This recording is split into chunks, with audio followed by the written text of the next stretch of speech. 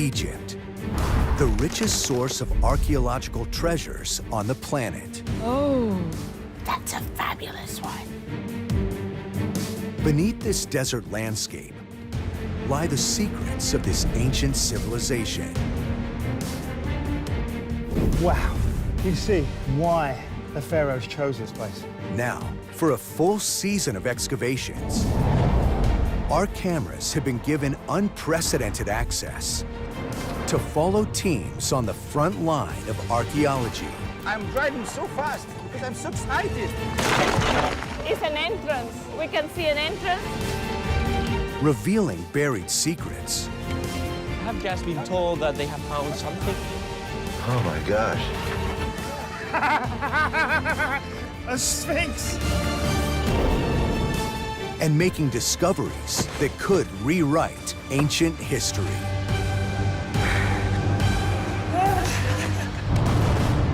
This time, new secrets of the boy king, Tutankhamun. Alia uses pioneering technology to reveal startling new evidence about his tomb and why it remained hidden for 3,000 years. A lot of robberies were going on. How was it not found? Ace's team discovers a long-lost cache of King Tutankhamun's treasures. The most exciting discovery in my career. And Alejandro discovers extraordinary burial treasures in a 4,000-year-old tomb. Congratulations!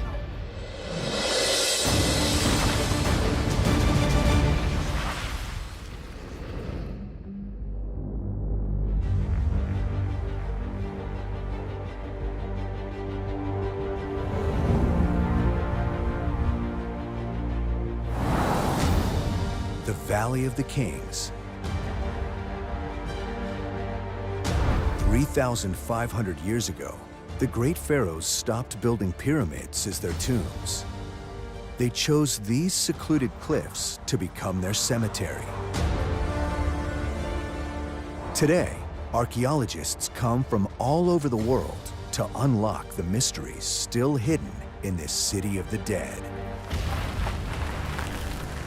It's the first day in the valley for Cairo-born Egyptologist Aliyah Ishmael and her team.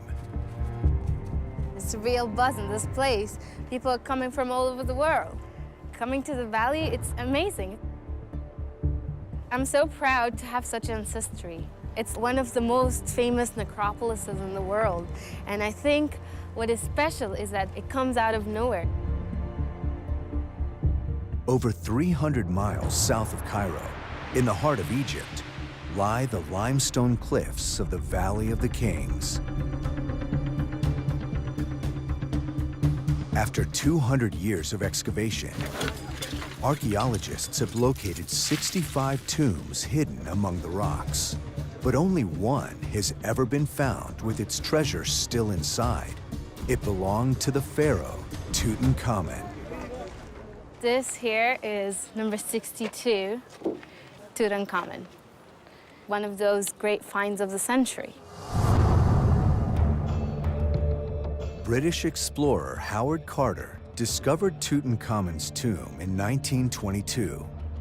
One of his teams spotted steps leading down through the sand.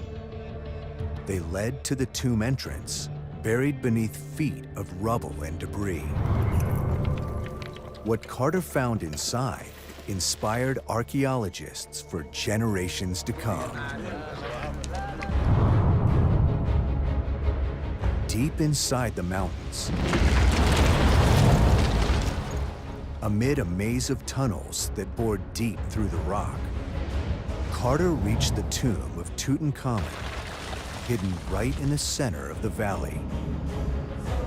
Inside, he found treasures unlike anything ever seen before. Over 5,000 priceless artifacts, including golden statues. In the burial chamber, the pharaoh's mummy, wearing a golden death mask, was placed inside a coffin made of more than 200 pounds of solid gold. This intact tomb made Tutankhamun the most famous of the pharaohs.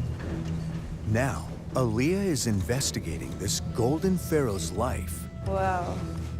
and why his tomb remained hidden for so long.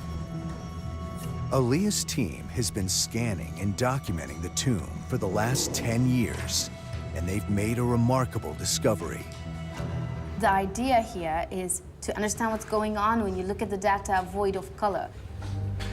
The scans strip away the paint on the walls to reveal unusual markings. This is the main scene, and here is the 3D of the north wall. So as you can see here, the silhouette of an image, and this would have been done while they were painting. The images show the indented outline of the face hidden below. It's caused by the tip of the paintbrush if you start painting when the plaster is still wet. This is why the brushes would have made a very light impression, and this allows us to understand that it was rushed. But why would the tomb builders rush such an important job? The pictures on the wall reveal another set of clues. Despite becoming the most famous pharaoh of ancient Egypt, Tutankhamun did not have a lengthy reign. He was only a 9-year-old boy when he became king and relied on trusted advisors to help rule his vast empire. As Tutankhamun grew older, he was known to portray himself as a warrior king, riding into battle on a chariot. But the boy king suffered from multiple illnesses, including malaria. He was only 19 years old when he unexpectedly died. هو هنا بقى الأبيض. يعني هو الأبيض. Aliyah thinks the marks her scans reveal in the plaster are evidence of a hurried burial due to Tutankhamun's sudden death. The decorated part of the tomb is very small. It's only the burial chamber. The rest of the tomb is not decorated. If they had more time, all of this was going to be decorated. While the tomb's construction may have been rushed, its treasures were everything a pharaoh could desire to take him into the afterlife. So why did this tomb lay hidden below a layer of rock for thousands of years when all the other tombs in the valley were looted? To solve this mystery, Aliyah will turn to new technology as she moves her investigation out into the valley. 300 miles north, in Giza, in the shadow of the pyramids, the biggest treasure haul in history is getting a new home. A $1 billion museum and research center.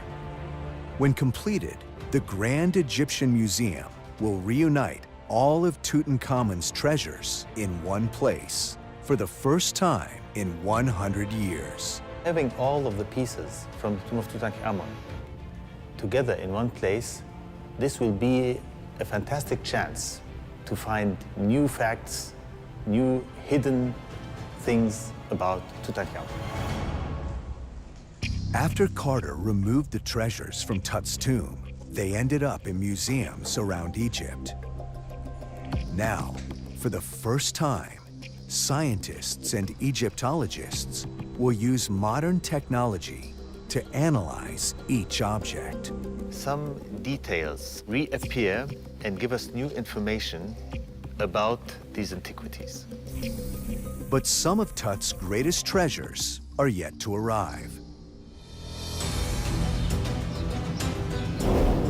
300 miles south in the Luxor Museum, Asa Zedin is preparing 122 of these priceless artifacts for the move to Giza. I'm very, very proud to work with this kind of the artifact. We have a huge responsibility for dealing with the collection of Tutankhamun. This is the once in the lifetime to move this collection to Cairo. Asa's packing list includes one of Tut's famous chariots, intricate model boats, and a unique head of the cow goddess Hathor, elaborately gilded with gold. From my opinion, this head of cow, like the mask of Tutankhamun, very important pieces in this collection.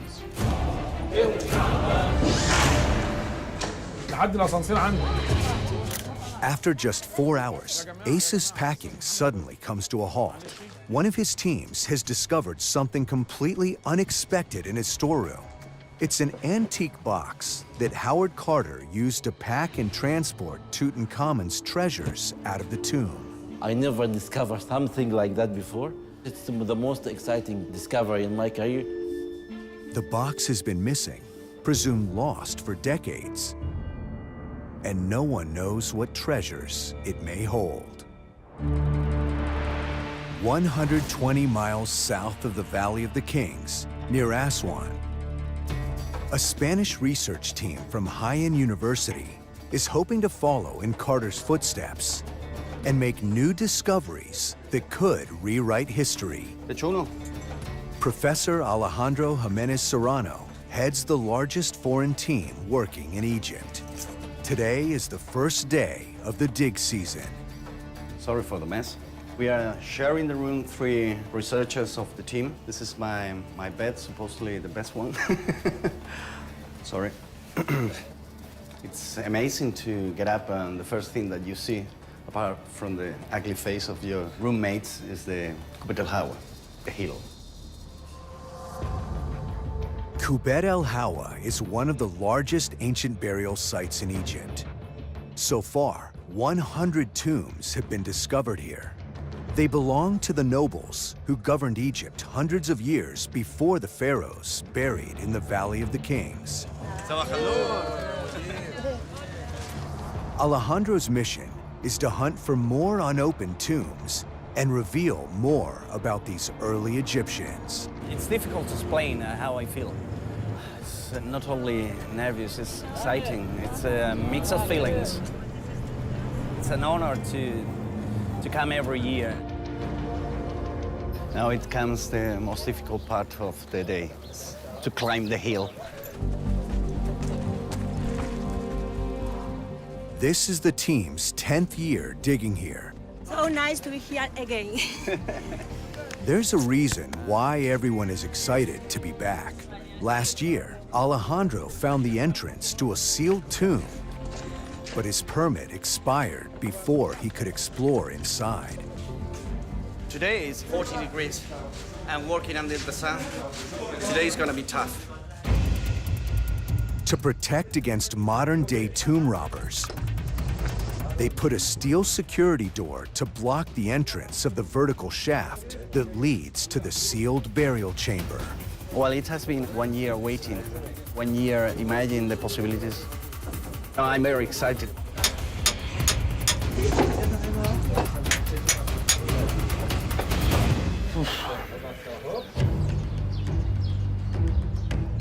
In Luxor, Ace's team packs Tutankhamun's treasures for the move to the Grand Egyptian Museum in Giza. But in the storeroom, Asa is ready to open Carter's long-lost box to discover what's inside.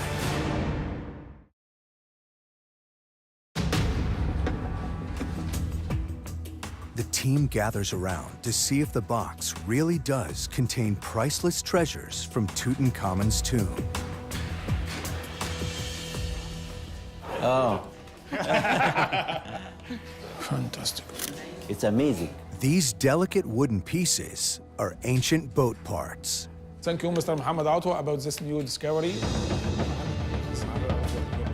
Storeroom records suggest they could be missing from a model boat Howard Carter found in Tutankhamun's tomb. This is the head of the bundle, like that. And the remains of the gold is still there after all these years. According to ancient Egyptian beliefs, boats played a key role after death. So placing model boats into tombs was a vital part of any burial. The vessels also came complete with crew because it was believed the replicas would come to life and help with fishing and transport in the underworld. The pharaohs used a special vessel to sail across the sky for eternity.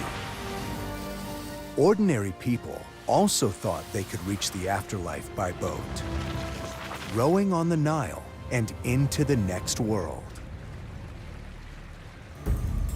You can see here the date of the newspaper. It's Sunday, 5th of November, 1933. Howard Carter, maybe he read this newspaper before using it as a support in this box. To discover where these pieces came from, Mohammed inspects Carter's original inventory. Here the photo which taken for the tomb itself, and here we can find the boat. It's number 321, and with the mast itself, which is here. Records show that the box was sent to Luxor in 1973, but had gone missing, presumed lost or stolen. It's really exciting, a new discovery for one of the most important artifacts belongs to the King Tutankhamun. Asa thinks the rest of the boat is safe in the new Cairo lab, so they may finally be able to reunite it. To transport the treasures to Giza, Asa's team must traverse 400 miles of barren desert roads and crowded city streets before they reach the safety of the new museum. It will take 2 trucks to transport all 122 of the artifacts to Giza. It's a very, very big moment for the collection.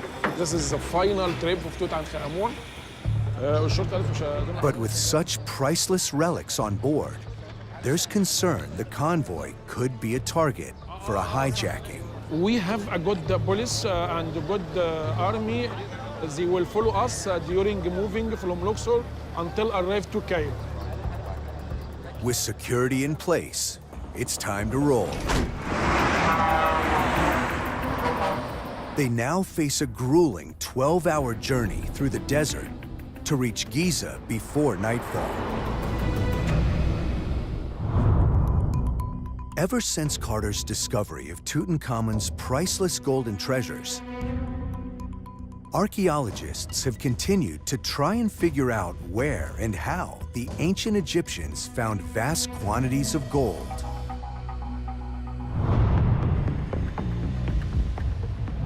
"50 miles south of the Valley of the Kings, on the edge of the eastern desert,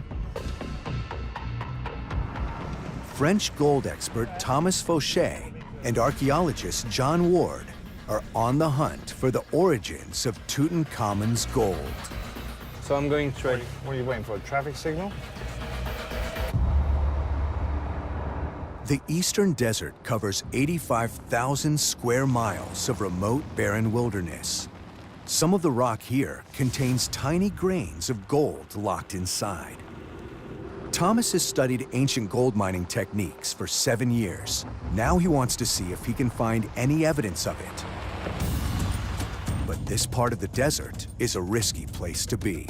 The thing is, we need to leave before dark because it's not safe if we are staying there, because we can lose our way, we can have an accident, and it's also at the sunset that all the snakes are going out. Snakes? Yeah, vipers. No one told me about. They are on vipers, yeah. The first stop, an ancient well. It could provide clues to the location of mining communities during the time of Tutankhamun. This is the well just in front of us, yeah. It's dry. My God, that's a long way down. The well might be dry today, but it was so important to the ancient Egyptians, they built a temple to honor it. It's beautiful, isn't it?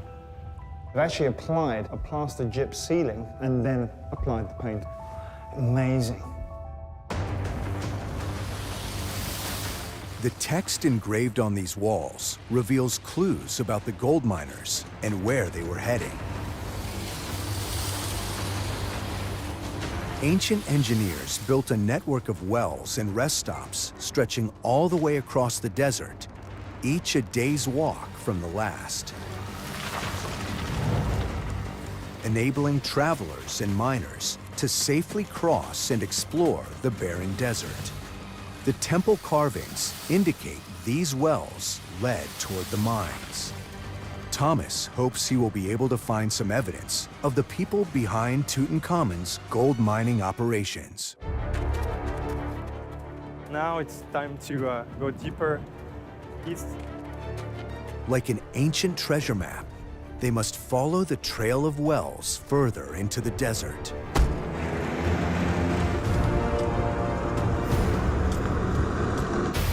In Aswan, at the ancient burial site of Kubet al-Hawa, Alejandro is about to open a 4,000-year-old tomb. They're on the hunt for whatever burial treasure may be inside. I don't know who is more nervous, me or my team.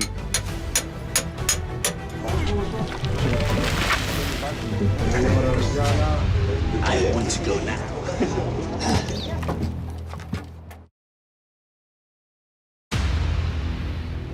After a year of waiting, Alejandro can finally enter the tomb. It's amazing. It contains a 4,000-year-old coffin. Workers have inserted a box covered in acid-free paper inside the coffin to stop it from collapsing while they examine the tomb. We have been very lucky. It's impossible to explain the feelings that I'm having. The burial consisted in 2 coffins, the outer coffin and the inner coffin. Among the debris of the outer coffin, Alejandro spots something extraordinary. It is full of wooden models, but unfortunately, the outer coffin fall over them.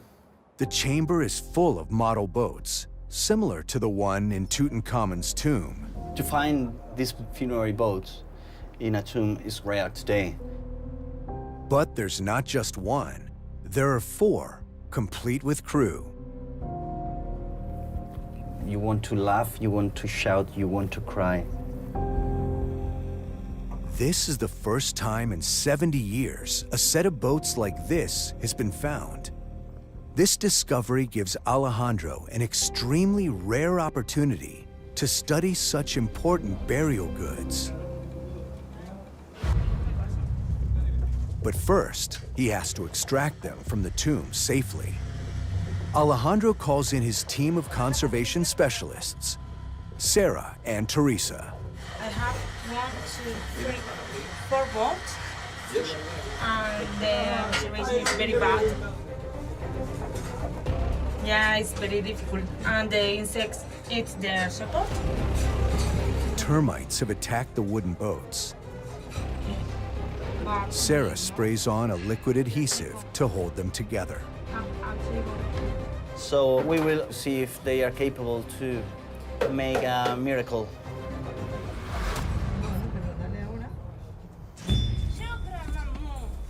They prepare a foam-lined cradle to support the boat for the move to the team's restoration lab.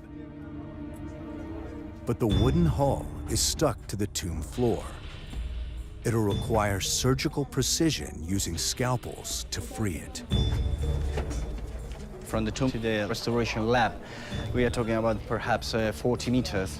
But today is very windy, which is very, very aggressive. We could not see. The ancient boats are extremely fragile.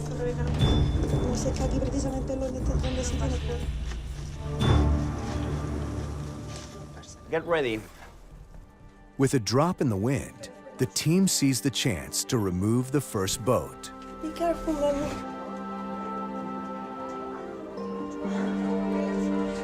Cuidado con la parte de adelante.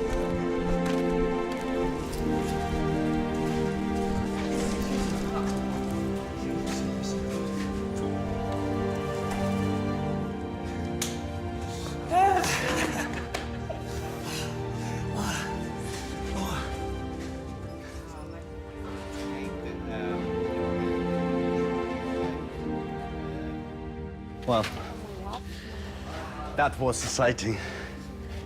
One of the best moments in my career. Have 1, 2, 3, 4, 5, 6, 7, 8. 8 person. Will take many weeks to clean it and fix the pieces that were broken some centuries ago. While the team gets to work on the boat, Alejandro can finally open the coffin to see who and what is inside.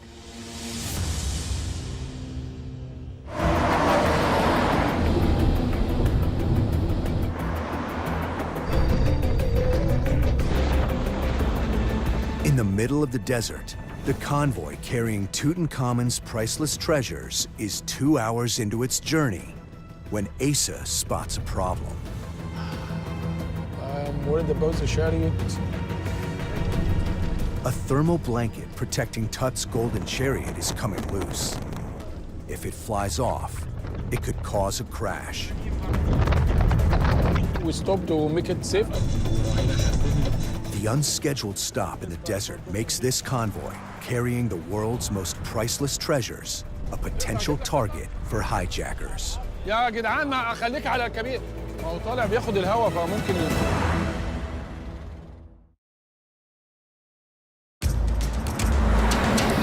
Asa and his team are unable to secure the loose thermal covering protecting Tut's chariot. some problems happen. Removing the cover, they risk the scorching desert heat potentially damaging the priceless treasure. Everything's okay. Now, Asa needs to get the convoy moving.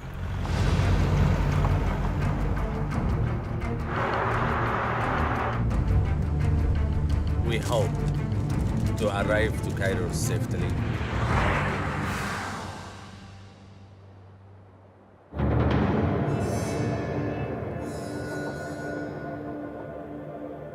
In the valley, Egyptologist Alia Ishmael is on a mission to discover how Tutankhamun's tomb and treasures remained hidden for 3,000 years. A lot of robberies were going on in ancient times and modern times, but it seems that this particular tomb was not found. How was it not found? The ancient engineers of Tutankhamun's tomb had a plan. Inside the mountain, they went to great lengths to conceal the tomb. The Pharaoh's burial chamber is located 26 feet underground and is defended from the inside out. Engineers constructed a wall to block off the burial chamber. They filled the corridor leading to the king with tons of rubble before sealing a final doorway and covering Tutankhamun's tomb with a vast amount of boulders under earth, standard tomb protection of the day. But when Carter discovered this tomb, it had more material on top than any other in the valley. This may explain how it remained undiscovered for over 3,000 years. But how did this extra rock and debris get here? Alia joins German geologist Martin Ziegler to investigate. If you want to understand the evolution of the Valley of the Kings, you need to also understand the evolution of the rock. Martin thinks there could be clues in the rocks at the entrance to a nearby tomb. Just at the entrance of it, the slab is just hanging above. A rock basically could fall out of the cliff. Egypt is hit with dozens of earthquakes each year. So Martin's installed a seismometer to measure any vibrations that could trigger rockfalls. With this one, we calculated to be away about 600 to 700 kilometers from the Valley of the Kings. What if an earthquake were to happen like much closer to the Valley of the Kings? How would it affect it? A very big earthquake could destabilize some rock portions. So when you look in the history of recorded earthquakes, the historic timescales, let's say the thousands of years, we have some records of earthquakes of that type of magnitude. So could rockfalls caused by earthquakes 3,000 years ago account for the extra tons of rock that covered the entrance to Tutankhamun's tomb? From the geological past and the historic point of view, we could have rock falls or rock slides that are triggered by earthquakes, covering tombs. But there are no cliffs directly above Tutankhamun's tomb. So it wouldn't have been hit by a direct rockfall.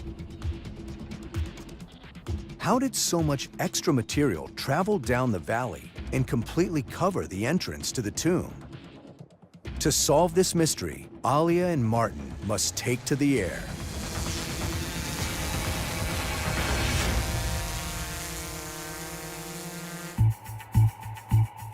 Deep in the eastern desert, Thomas and John are looking for evidence of the miners who produced the gold for Tutankhamun's treasures. They're trying to find a route of ancient wells that the gold miners would have followed as they traveled to the mines. It's like looking for a needle in a haystack. But I'm losing a few kidneys. 70 miles from the last ancient well, Thomas and John head into the unknown. With their GPS broken down, they now risk getting completely lost. This piece of technology is defunct. It's not working. Your pin is literally on the right side, so we're now at the back end. So you need to turn around. But after 2 days of searching, John thinks they may have finally found something. What's that over there? At the base of that mountain there. So we found it.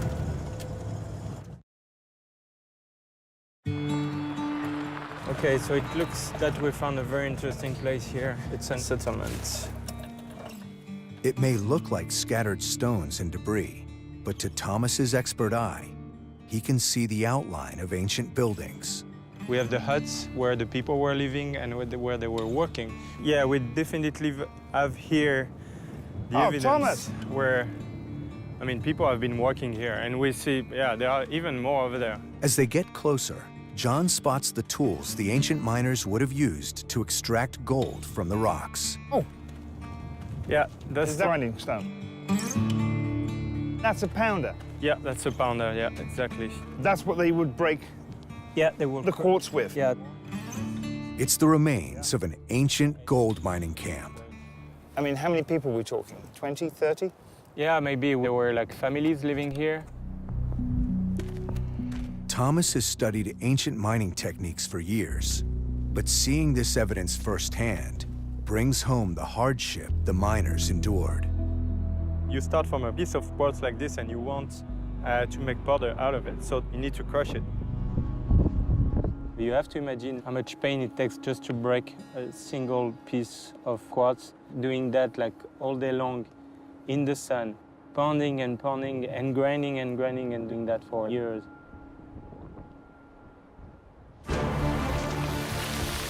Evidence here paints a picture of the life of desert miners. They cut shafts stretching up to 32 feet deep into the stone in search of precious seams of quartz rock that contained gold. Crushing the quartz was a massive undertaking. Mining experts have calculated that a team of 20 people would take a week to process enough stone to make just a spoonful of gold. That's heavy.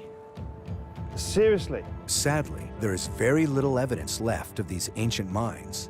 But these settlements provide new insight into the communities that lived such hard lives processing the gold. We have all the material they were using. For sure that they were working here to extract and process the gold to send it to the Valley of the Kings. We found it. We found it.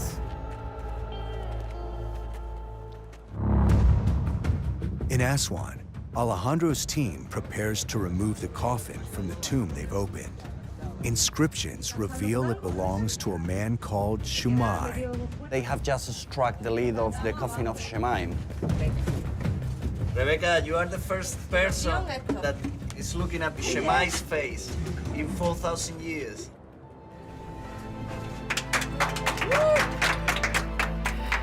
Muy bien, coño.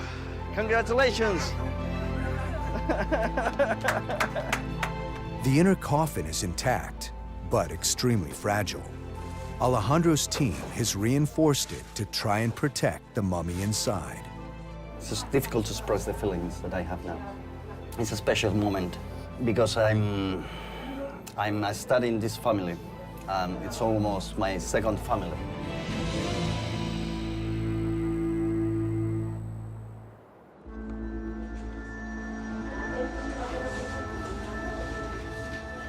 In the restoration lab, the intricate beauty of the model boats is starting to appear. Termites have eaten much of the wood, but their excrement has actually helped hold parts of the boat together for thousands of years. We have some parts that are still in a very good state of conservation. This head of the man, it is covered with the excrement of the termites, but the wood is still visible. Alejandro has spotted a figure distinct from the other carvings. We can see in the middle of the boat yellow face, which belongs to a mummy, which would represent Shemai. This exceptional discovery will help archaeologists understand the evolution of burial practices in ancient Egypt. I was dreaming always to discover something like this. It's a dream that came truth. Alejandro's next task is to bring Shemai's mummy above ground for the first time in 4,000 years.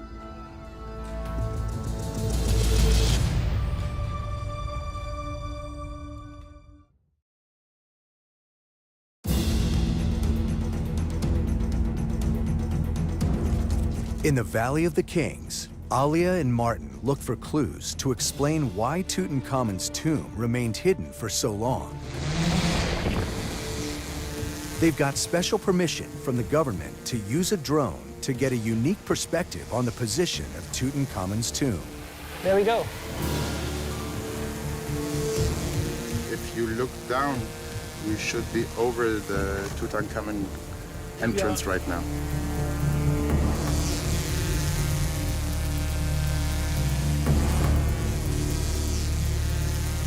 Now we can see the cliffs in the back. Here we can see the central position where we have the tomb. And above we can see debris. Loose rock and debris cover the cliffs behind Tut's tomb. But the drone also reveals these flood channels carved into the rock by heavy rains over thousands of years. And they could be the vital missing clue. We think that if we have flash flooding, that material can flow down in these kind of channels. Throughout history, the valley has been hit by earthquakes and occasional flash floods. The floodwaters push rubble downhill toward the tombs. Tutankhamun's tomb lies in a spot where the channels of water converge and dump tons of rock.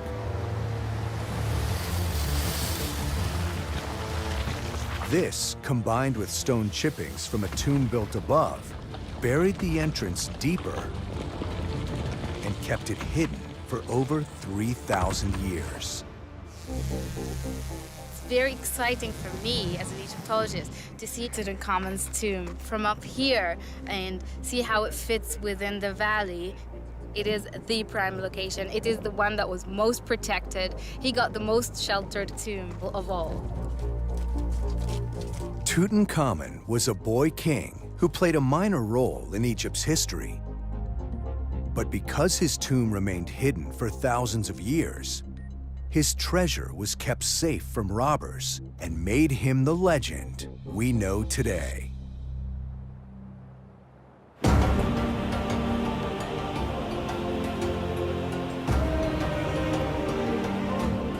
In Aswan, the team is bringing the mummy of ancient Egyptian Shemai to the surface for the first time in 4,000 years.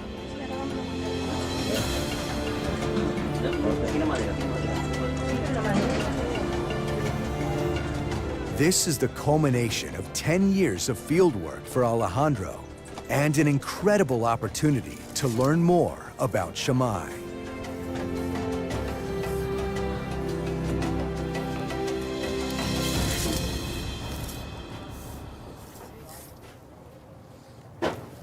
Ooh, 1.25, 1.25.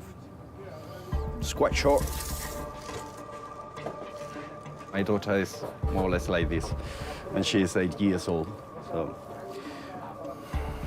I expected that at least he would be around 20 years old or something. It has been a surprise. I never expected that he could be just a boy. On his coffin, it was written that he was the person in charge of the administration of the store.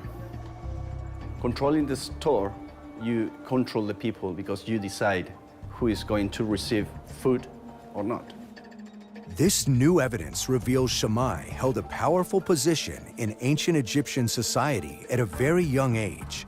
He may not have been a pharaoh, but like the boy king Tutankhamun, his status afforded him a tomb and burial goods to ensure a safe passage into the afterlife.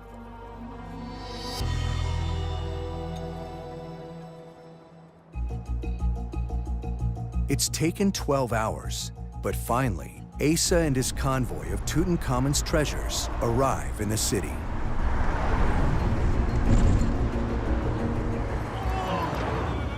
Now we are in Cairo, welcome by crowded traffic.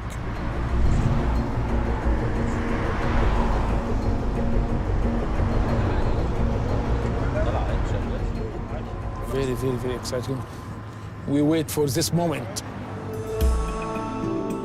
Tarek Tofik, the museum director, is anxious to get everything safely inside.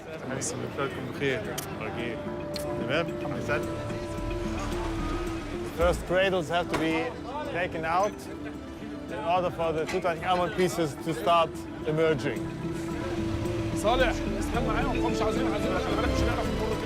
Now I can say I'm very, very happy. Mission's complete, yes.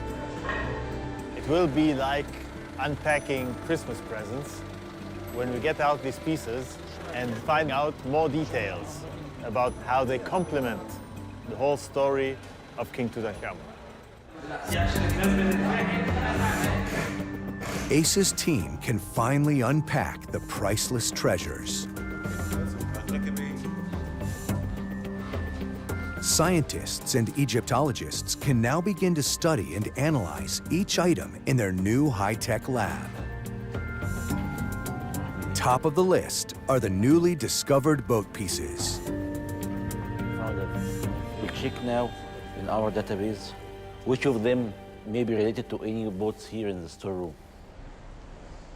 For almost 100 years, the boat that was buried alongside Tutankhamun to help him travel into the afterlife has been missing its mast.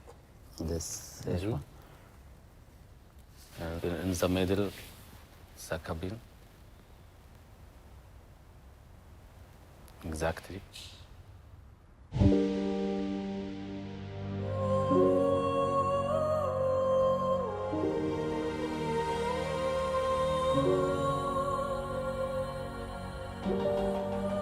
It's very beautiful. It's amazing that after all these years, we still have new discoveries and new secrets for this golden king, Tutankhamun. 100 years after its discovery, Tutankhamun's stunning treasure is still surprising the world.